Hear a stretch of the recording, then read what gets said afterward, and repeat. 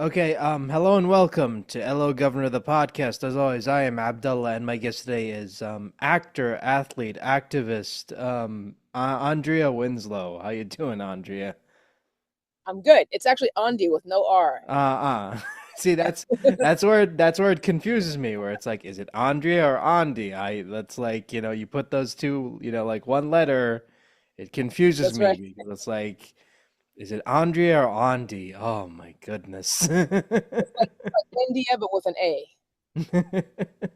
So, How are you doing? I'm fine. How are you? I'm doing great. Thanks. Good to finally connect with you. Yeah, I mean, I reached out like I think earlier this year, and then the strike happened, and then that Right. went on for an eternity, and then now that's finally over, we can finally connect. So that's Yes. it's nice. So, Glad to be uh, connected. yeah. So first question is the obvious one: how did you get started, and what made you want to get into voiceover?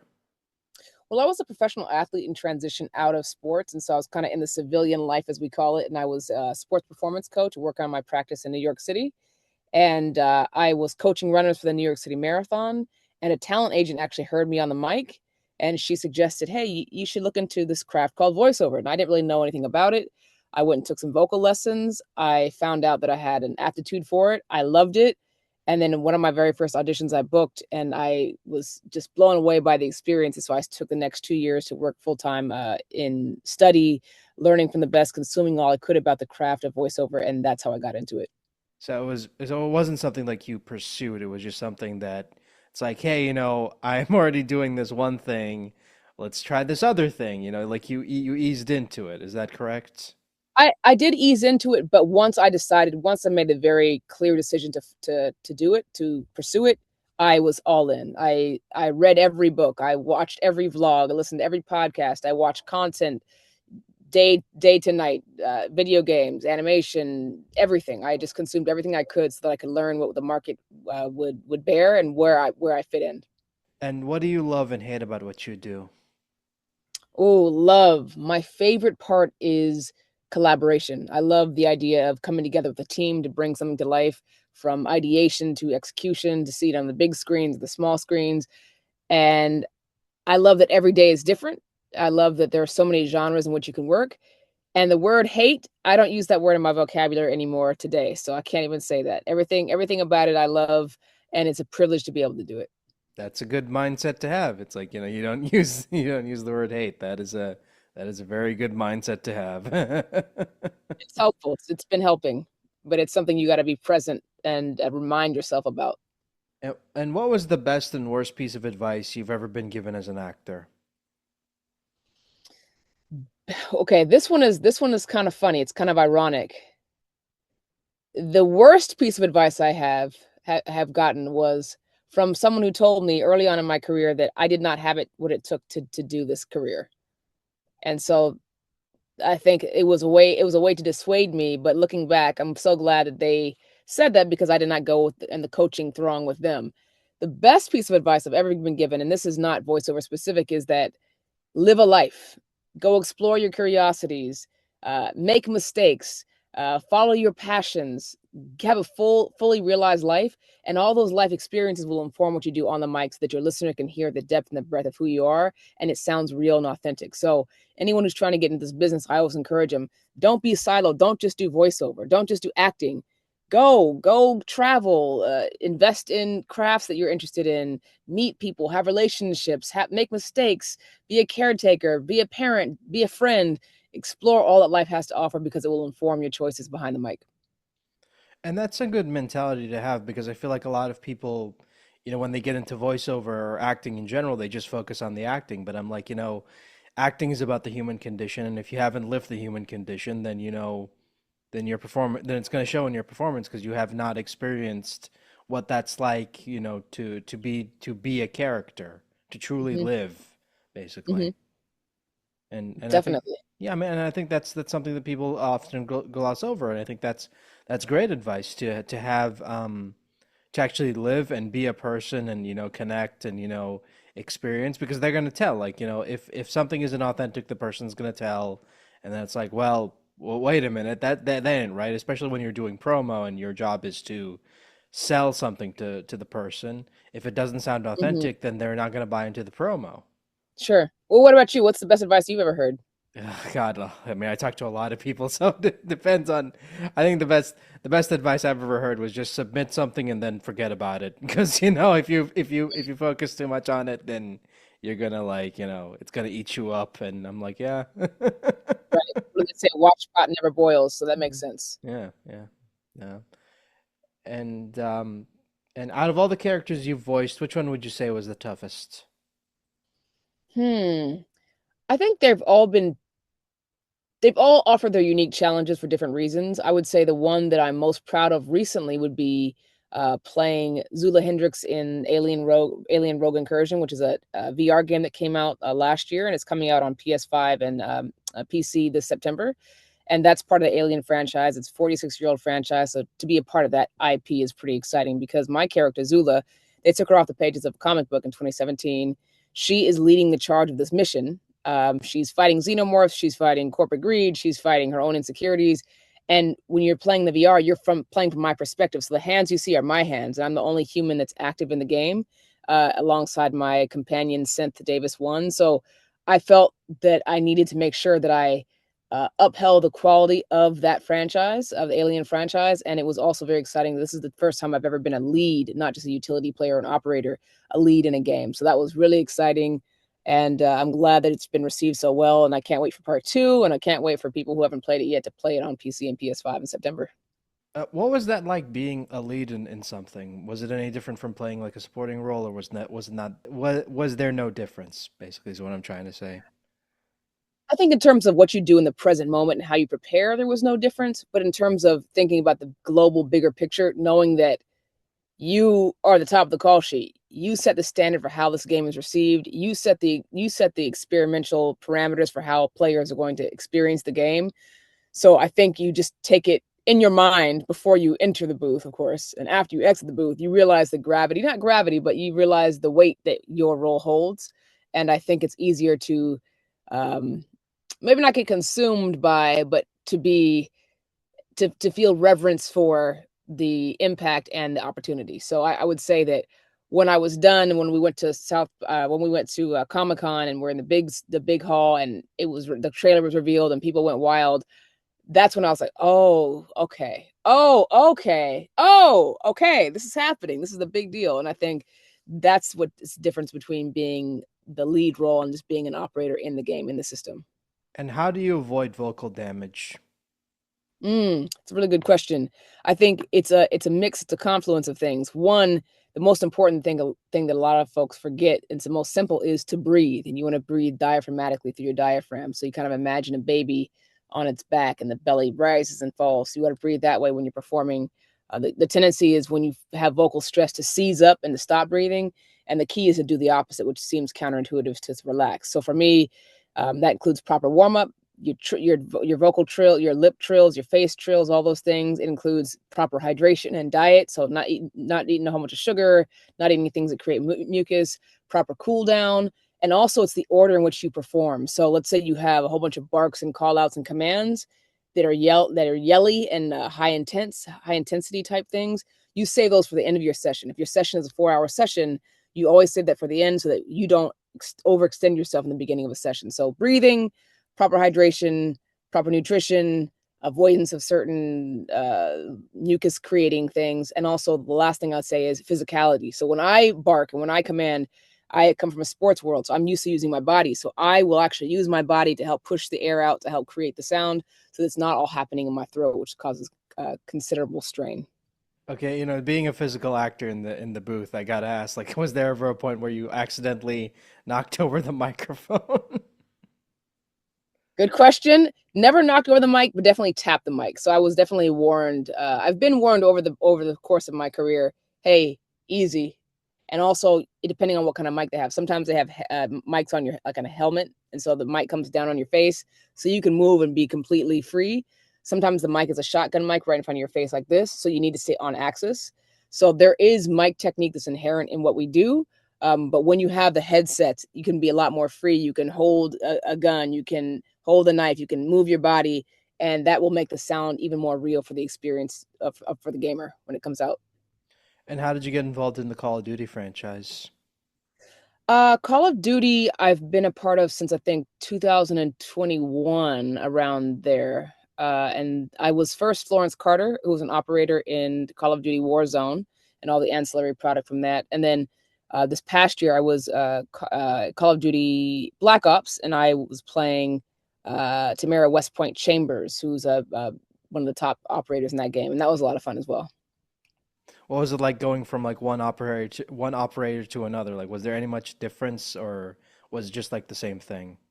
Uh, Different in that the backstory is different. So before you record, first of all, when you're auditioning, you don't know what you're auditioning for. You may be able to tell that it's a first-person shooter, a different type of game, based on the type of audition lines you have. But typically, all the auditions for these types of games, the AAA games, are coded. So there's NDAs associated, and they're code names. You don't know this is Call of Duty, this is so and so, this is such and such. So I had no idea. But once you book it, they will give you backstory about your character. Sometimes you'll get character art, and so they'll tell you this person is from this area. Here is the backstory. Here's their education. Here's their military experience. Here are their weaknesses. Here's their past injuries. Here's their expectations, their hopes and dreams and desires. And based on that, you can craft a story for yourself about how you approach it. So every time I get a chance to play a character, I'm definitely going to think about their backstory and think about how I can bring it to life. And I've done that separately for Florence in Call of Duty and for Westpoint Call of Duty as well. We're both operators. And what are some of your favorite West Point lines? Oh, I love that West Point is a badass. She's a leader. She's seen a lot on the field of duty, but she also has this comic side and kind of like a wry, ironic humor. So I think one of the lines that I especially liked that makes kind of no sense is when she says, ostentatious, because it doesn't really make any sense. Or when she says, and this is also a joke, she says, I am the WMD.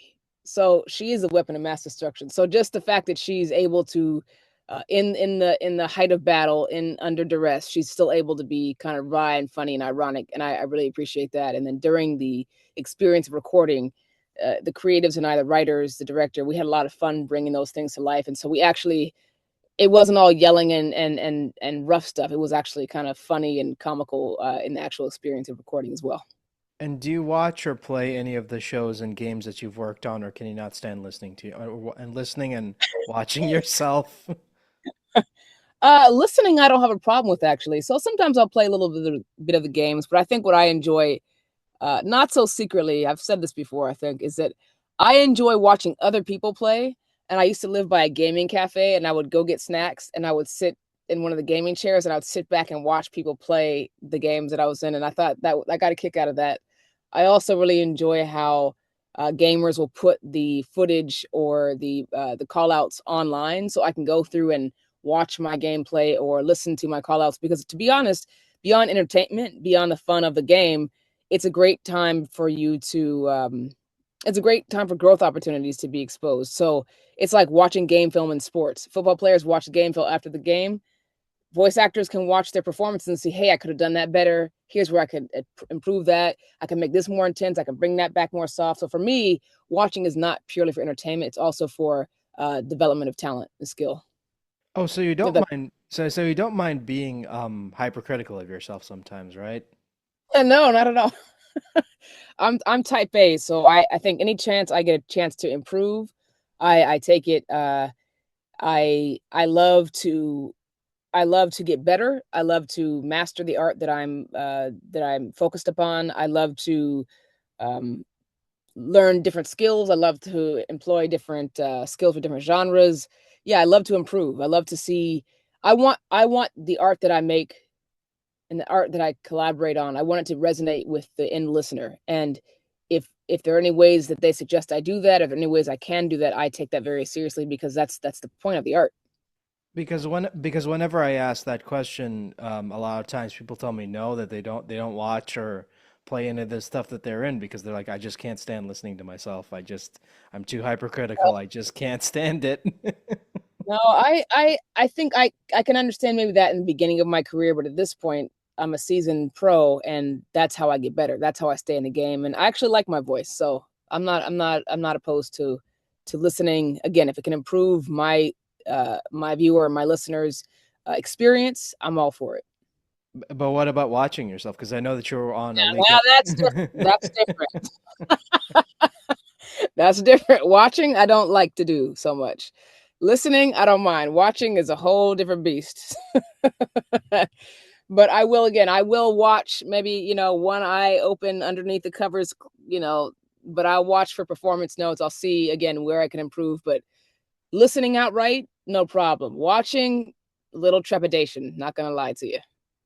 Because you were on A League of Their Own, and a lot of people love your performance in that, and I'm just like, has she but has she seen the whole thing? And it's like probably some of it, but not all of it is what I'm That getting. you sir would be correct. That was very intuitive of you. Yes, some of it, but not all. And it took me a long time to get to that point as well. Oh man. Mm. Because I don't know. I mean, but I guess I mean that, but that's what's great about being human is like you can do all these like amazing things, but then you have this like one flaw where it's like I just can't stand looking at myself. I just I'm fine when it comes to playing a character, but like myself, oh no, I don't like Yeah, looking at myself. yeah. What about you? Can you listen to yourself? I mean, you've got the podcast, so when you listen back to interviews, do you are you all about it? Do you hesitate? How do you feel? I mean, at first I was like, oh, I had the experience every voice actor has where it's like, oh, that's what I sound like. Oh no. And then when did you overcome that feeling? I mean, what I probably during the pandemic because I was just too with everything else going on in the world. It's like, you know what? The world's gone to down the toilet. You know what? My voice is like no longer, it doesn't bother me anymore. You have a lovely voice. I think it's great. Very nasally, but it works. Okay. Well, you're a storyteller, so as long as the story gets across, I think that's the most important part, right? Yep, yep. And how did you get involved in Incredible Fight Girl? Oh, Incredible Fight Girl. That's a show that I think is very underrated, and I think I hope that more people can see it. That's Justin Gordon Montgomery. That was another coded show. I didn't know what the show was, and it was its premiere season. We auditioned for that and recorded it during the pandemic, but because the pipeline of production for animation is so long, it didn't come out until last year. It premiered at Comic-Con last year. That show is incredible. The artistic, the animation style, the storyline, the characters. I was so excited to be a part of that show, and Sarah Jane Sherman directed it. Just wonderful, wonderful first effort by him in that show. Oh, so that was recorded during the pandemic. Because I was curious, like, when was that recorded? Because, like you said, with animation, you talk to people. So it's a show just comes out, and then you talk to people, and they're like, "Oh, we recorded that like, 5 years ago or whatever." And it's like, Exactly. oh, okay. The pipeline takes a long time, and I think with that show in particular, Justin created it years ago, but there was also the overhaul of Cartoon Network, and it morphed into other companies. So the property moved from one brand to another. So I think that was part of the delay. But yeah, we recorded that during the pandemic. I mean, going into the studio fully masked, having to be in separate, rooms, not an ensemble record. So it was intense in that respect. But that show, I was so very impressed. It was well received, and I hope it gets in more seasons with the change in ownership. But Justin's he's supremely talented, and the storyline is just wonderful, and all the characters are fully realized. And I think it's great. And what And my aspect? character, I mean, what aspects of Sumptuous's characters do you personally relate to? oh, it's a good question. Uh, I like the fact that Sumptuous is part of a team. She's very loyal to a fault. I think I'm also have that quality. She's competitive, and she doesn't take no for an answer until presented with the ultimate truth, which we see in the show. I don't want to say any more. I want people to go watch it, but yeah, team player, loyal, and competitive. Those things are all very me as well. I mean that those are the good qualities because I mean she's part of the main antagonist team, so you know they're That's not good. right. I mean they're not good people. You Let's didn't be ask, honest. you didn't ask me about the good or bad. You said the what qualities, so I picked the good ones. Those can all be flipped on their head as well. You are correct. I mean their introduction is basically them bullying people, so it's like yeah, these are not good people. I will say I am not a bully. I am principled. I'm ethical. I'm anti-bully. So that part is very different. But in terms of the loyalism, that part is true. She's loyal to her brand and to her team, even though they happen to be bullies. Outside of acting, do you have any personal hobbies? Oh yeah, I've got too many hobbies. I mean, I we discussed this before about how having a life outside of acting, outside of voice acting, helps inform what you do in the art in the booth. I love the outdoors. I'm a conservationist. I love nature. I love sports. I love attending sports, playing sports. I love the arts. I love going to live music and shows and museums and galleries and making art. I love to travel. I love, breaking bread with friends and family. I love living life and taking adventures. And I think for me, it's not just thinking, what's around the bend. It's like, let me go see and experience what's around the bend. So my kind of personal ethos is following my curiosity. So hobbies, yes, lots and lots. Well, I'm assuming you're one of those people who's been described as a little bit too curious about life sometimes, because that's the vibe I'm uh, getting. Maybe not too curious, but I think no one is surprised when I pick up something new and then I'm down a rabbit hole. Like voiceover, they weren't surprised when I picked this craft out of left field and went all in. I've had many careers, and that's just the way my personality works. I do something for 3 or 4 years. I get really invested. I really want to know everything about it, and then I move on. I mean, I've done a lot in my short time on the earth, and I think that's the point. The point is to share, to learn, to grow, to inspire those who are with you and alongside you and behind you and in front of you, and collaborate and explore what the bounty we have before us. That's the point. At least I think so. And how do you balance your work and personal life? Did you say balance?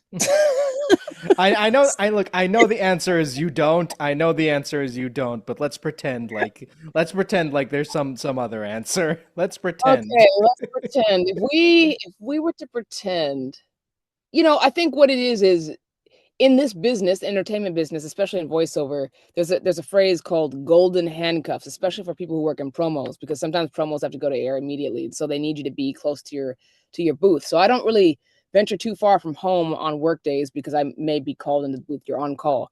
You're not a physician, you're not a surgeon, you're not saving lives, but you are creating content that needs to be on air. So the golden handcuffs keep you pretty close, which means you have to be a steward of your schedule. For me, that means getting up super early. I keep East Coast hours, like New York hours, even though I live in the West Coast, so that I can get a lot done before my workday of West Coast starts. So if I'm up at 4 or 5, I can have a life in the morning and be prepared for a workday, and then finish early and have a life in the afternoon and evening as well. So it's just a matter of timing, being a really good time manager, and then setting aside time where you're not on your devices, when you're not in the booth, when you're out with your friends and family or outside. That's very important. And then weekends.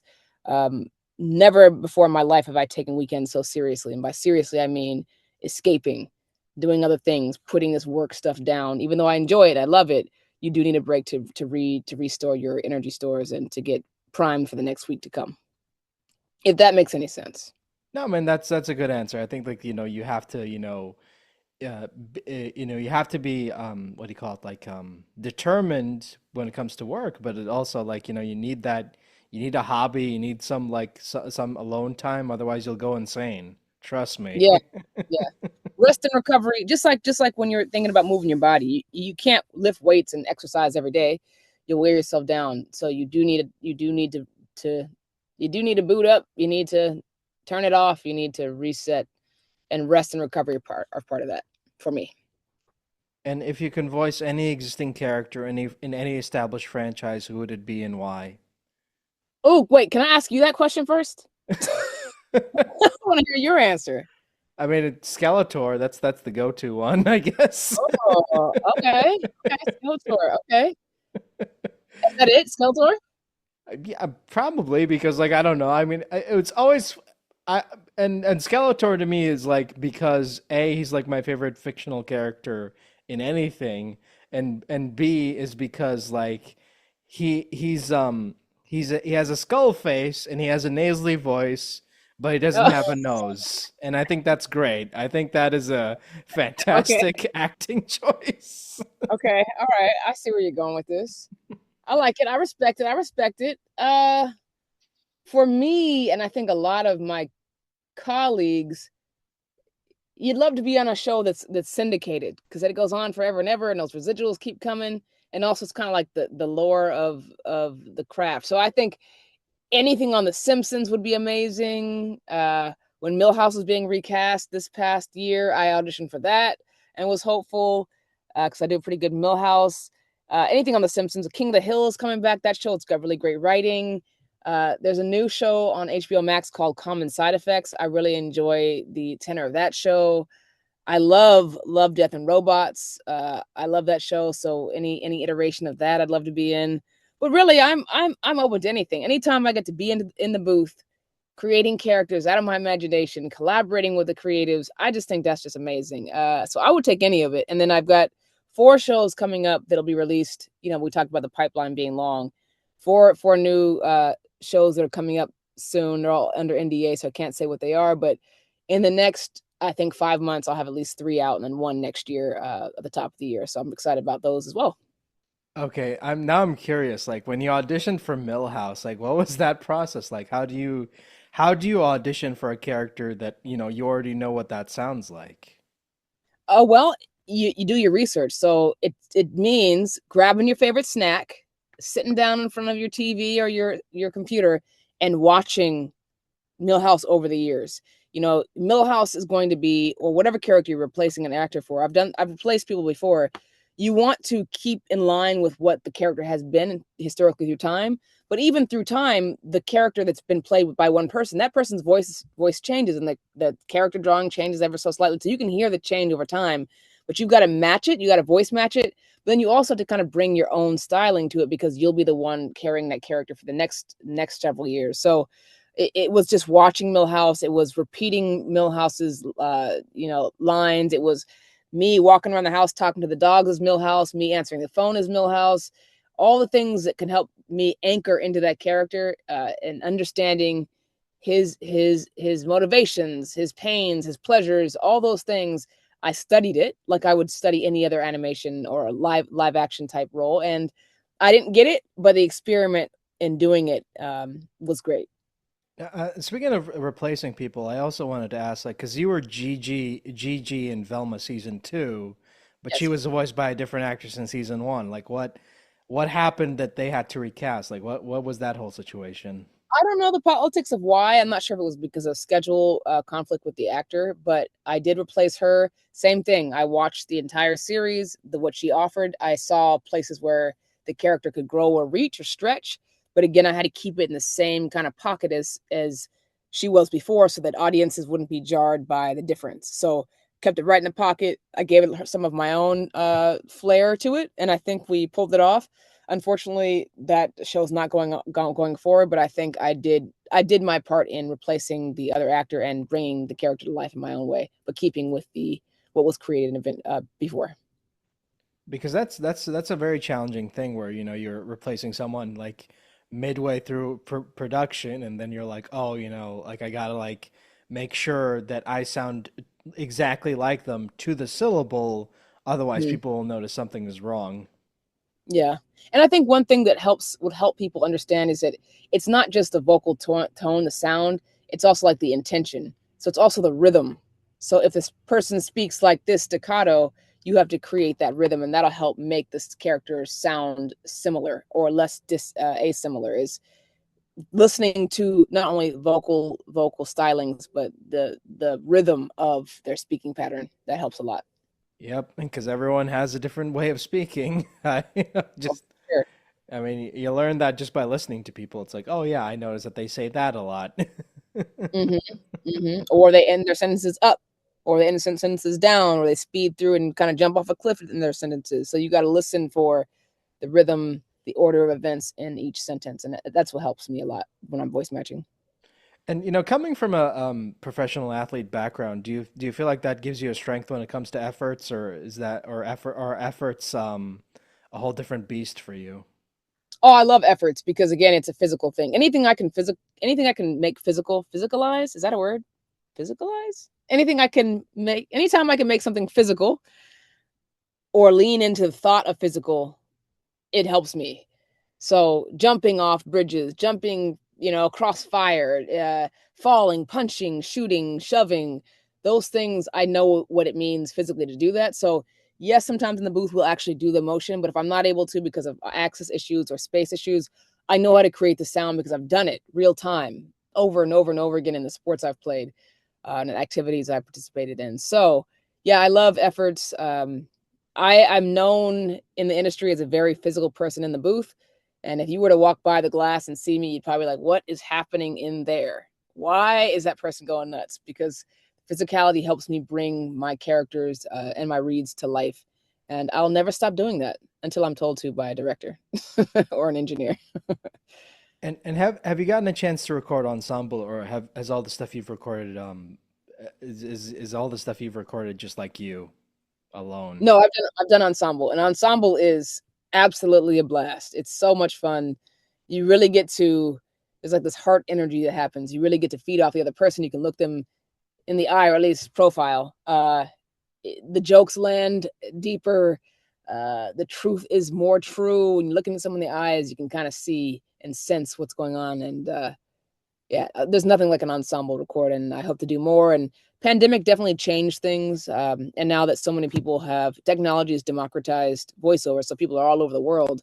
So ensembles don't happen as often. You have a lot of remote records, but anytime there's a chance to be in studio with the creatives, writers, the technicians, or other actors, I say yes, I'm there. What time? Where's my parking spot? So you never like, you're one of those people who's like, I want to be in studio because I just want to like, work with people as opposed to just like, I'll just record something from my home studio and just send it over. Right. I mean, I will travel across town for one word if that means being in the studio because the performance will be that much more rich. I'm certain of it. And what did you record ensemble for, if you don't mind me asking? Some things I can't say because they're not out yet. But I've done ensemble for commercials. I've done ensemble for some video game things. I've done ensemble for some live announce things. Pretty much ensemble for every part of the genre, but a lot of it was before pandemic, of course. Ah, okay. Well, I tried. Good try. I'm not gonna get got today. You're not gonna get me in trouble, sir. I tried. Anyway, before I wrap this up, can you give us an update on what you're currently working on and where can people find you online? Sure, they can find me online on social on IG. It's at Andia Winslow, which is ANdiaWinslow. My voiceover website is called AndiaVoiceover.com. LinkedIn, Facebook, I'm Andia Winslow. What I'm working on now, let's see, I've got, like I said, 4 animated shows coming out. I'll announce those on social when they're ready. We've got Alien Rogue Incursion, comes out on PS5, and PC on September. In terms of promos and things like that, I'm the voice of the WNBA. They can check out those games. NFL season's coming up, so a lot of cool stuff there. Some live announced big award shows coming up as well. So I post it all online. They can follow me online. And yeah, that's pretty much it that I can talk about right now. See, A lot all of what we do is indie. Yeah, see, that's the problem. It's like, you've recorded like all this cool stuff and you want to talk about it, but then you're like, oh man, like I Mhm. can't. Oh, one more thing I should say is that there's a show called Wild Hope, which is about conservation and citizen scientists and scientists around the world trying to save our planet and animals in it and the lands in it. And Wild Hope is on PBS.